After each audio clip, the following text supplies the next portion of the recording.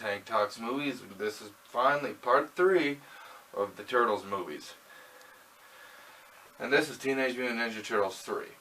Now let me tell you a little bit about this movie. It starts off with the Turtles, they're actually having a good time in the lair, listening to some music, just chilling, just having a good time. They're actually dancing, and then Raphael has a hissy fit because it's Raphael. He throws a sigh at the boombox, wrecking it, doing all that stuff. Excuse me. I don't really care for this movie that much. You can actually, the costumes don't really match up very well compared to the original ones from the first one and the second one. You can actually see the eye holes where the actors can see out of, but I can understand that. There's not even really that many, the villain is a Japanese lord from back in time, and a British guy, a British arms dealer. Well, the Turtles go. April ends up coming to the lair, giving them all presents.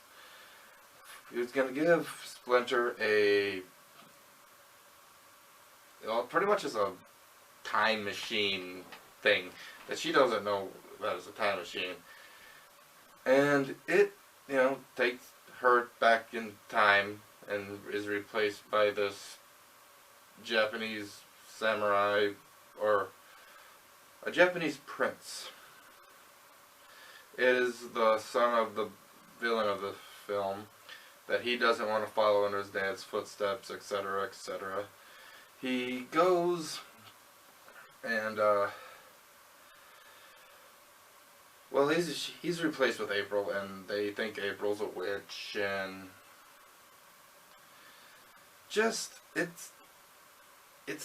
there's some funny moments in it, not as much as the other two.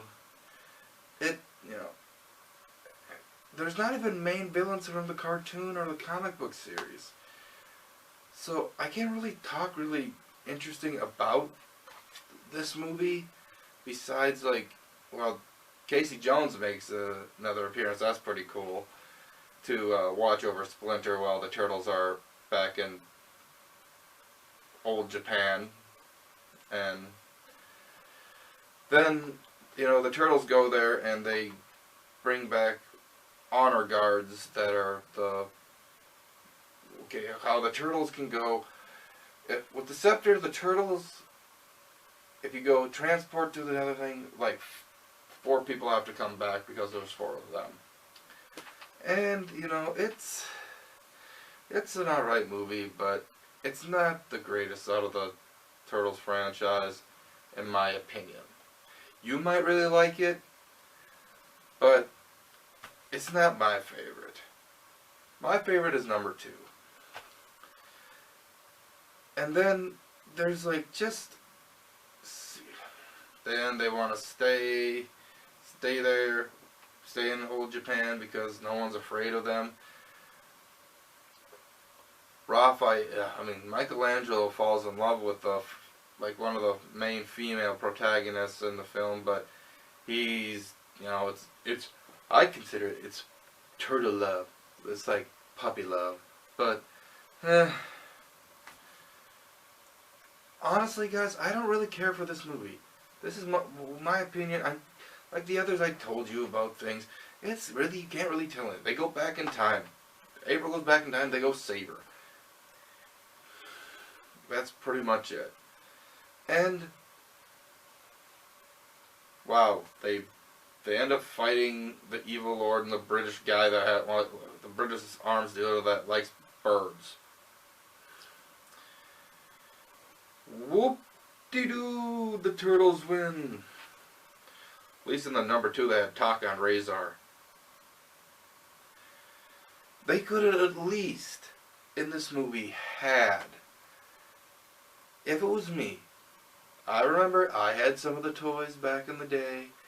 I remember there was a tiny samurai bunny. Why couldn't that character have been in the film? I want to know. Why not? Because, it's in Japan. You know what? This movie is alright. It's not the greatest out of the Turtles franchise. This has been Tank Talks Movies. I'm signing out. Peace. If you enjoy this movie, good for you. It wasn't my thing. Okay?